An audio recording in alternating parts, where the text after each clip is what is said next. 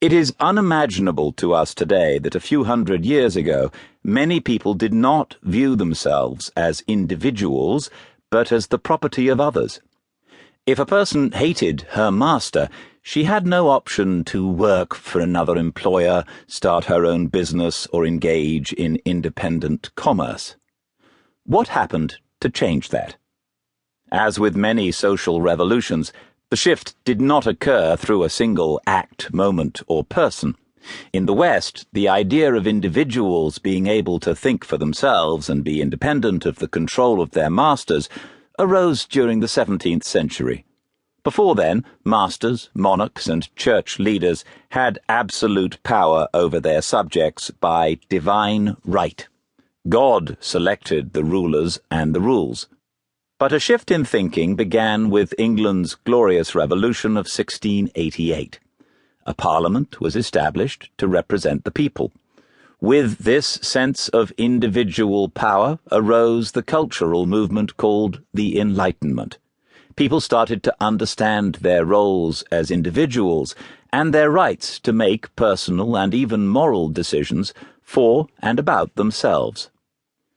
During the Enlightenment, the superstars in society were not athletes or singers, but intellectuals. Wherever he went, Jean-Jacques Rousseau, for example, was treated with similar adoration as Taylor Swift or LeBron James is treated today. After the Enlightenment, individuals had the right to live more as they chose. People started to farm independently and aggregated in self-governing towns and villages. Communities popped up where resources permitted, for instance, in areas where the soil was fertile or around local resources such as lumber. Service providers, such as cobblers, tailors, and doctors, established themselves in larger, financially successful communities.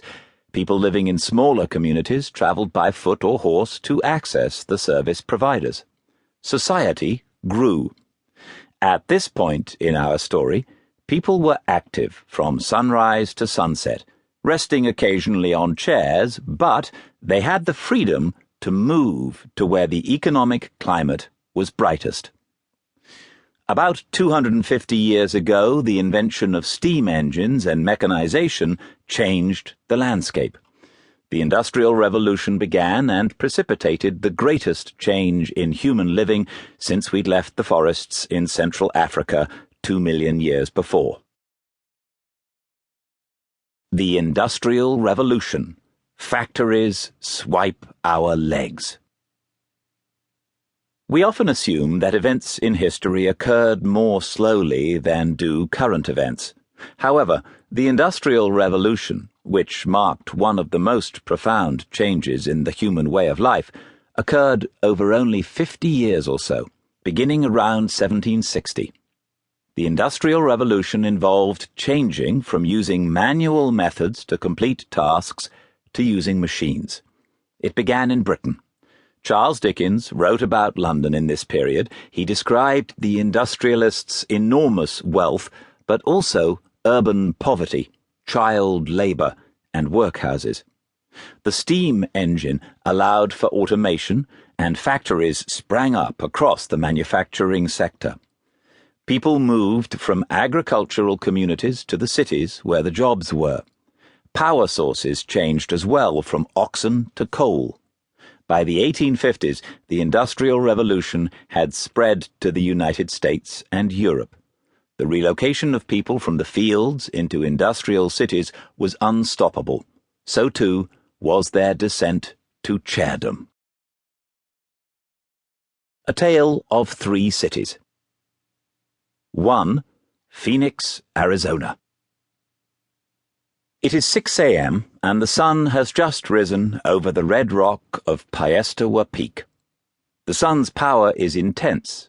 It sears my skin as I climb. 2/3 of the way up the mountain is a clearing covered by small pebbles. The original Native American people who sat here ruled over a green valley, irrigated by 135 miles of hand-dug canals feeding off the Salt River. Below me, I see the morass of intersecting streets and avenues that is the